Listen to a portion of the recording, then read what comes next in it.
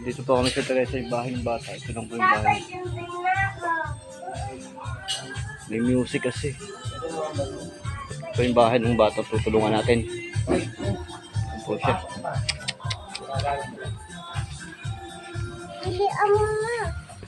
Ito yung bahay nila. Yun po yung bata. Ito yung bata. Doon kayo. Pwede nga. Doon kayo po. Kakausapin ko yun kayo. Tabi ka sa bata. Sige. Para ano, makakita. Bibilisan niya ata nila. Hindi, okay lang ganyan. Okay lang yun. Sabi naman lang para makita. Punta doon. Tata kasi magtatanong din tayo para maano yung sponsor.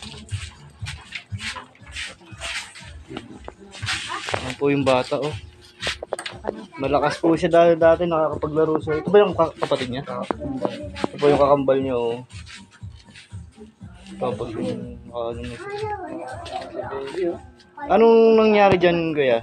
Bali, nagkalagnat lang siya. Kasi convulsion. Ito po yung tatay niya. Ayan, yung bata. Ito lang po yung bahay nila. Ganito lang po. Oo, ano yung bata. Yan, sa mga gusto pa pong ano, magbigay tulong po kahit hindi naman po ganun kalaki. Maipon lang po natin para may panggamot, panggatas po yung bata. Kasi katunayan po niyan, luluwas po sila sa Maynila para ipaano po yung bata. O ano yung kalagayan ng bata. Nilagnat lang daw po siya, nagkaroon ng ano, tapos ganyan na nangyari. Parang nakoma na ano.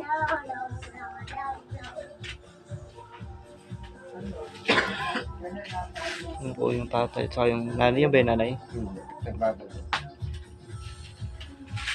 Kawawa ano.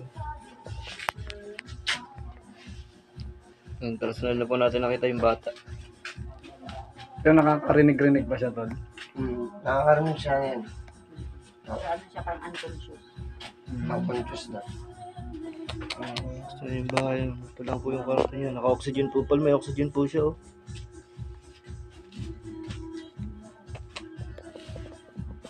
Ilang buwan pwede yung pala yan. Ilang buwan na siya kuya may sakit? Maglilima na sa 21. Yung 5 months na siyang ganyan. Kasi nakapaglaro-laro siya ng katulad ng kambal niya, oh. Ano lang daw po yan, nilagnat, nag-convulsion, tapos yun. Bali, naging ganyan na siya, parang nakoma na.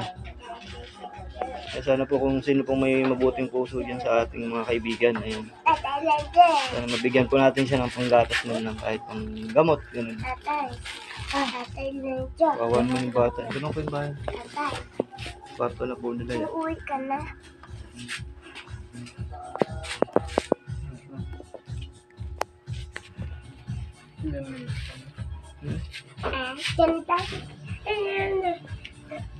Ganda. Ito yung tatay niya. Lalabas lang po ng tricycle. May extra lang po pag lalabas ng tricycle ng tatay.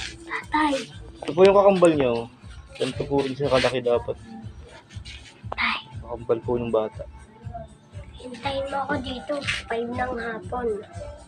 Tatay, uuwi ka namin. Ito lang ako, mag-aabot ako na. Pepe, yeye. Tatay.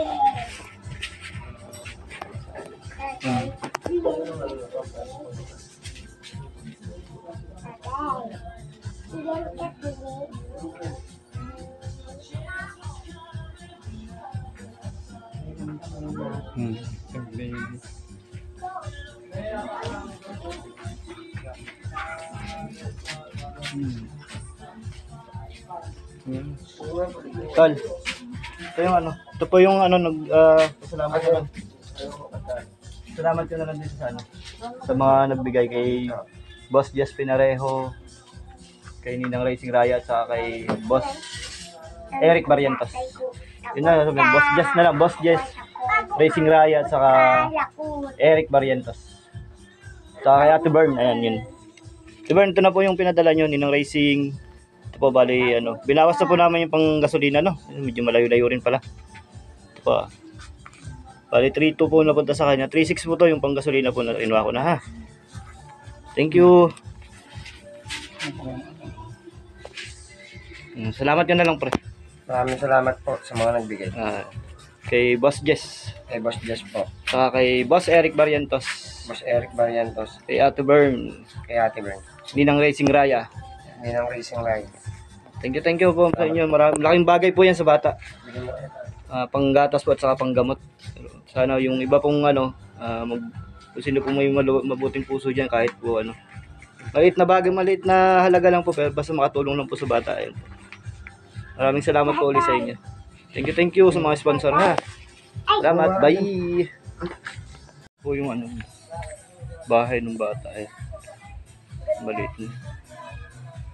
Kawawa naman po. Tapos yung tatay po niya wala pong trabaho, nag-extra lang po ng tricycle. Kawawa naman po. Kaya malaking bagay po yung binigay natin. Ito po yung daan sa kanila. Pasok. Salamat po kay Ninong Racing Laya, kay Boss Jess Pinareho, kay Boss Eric at saka kay Atburn. Nagbigay po ng tulong. Salamat po.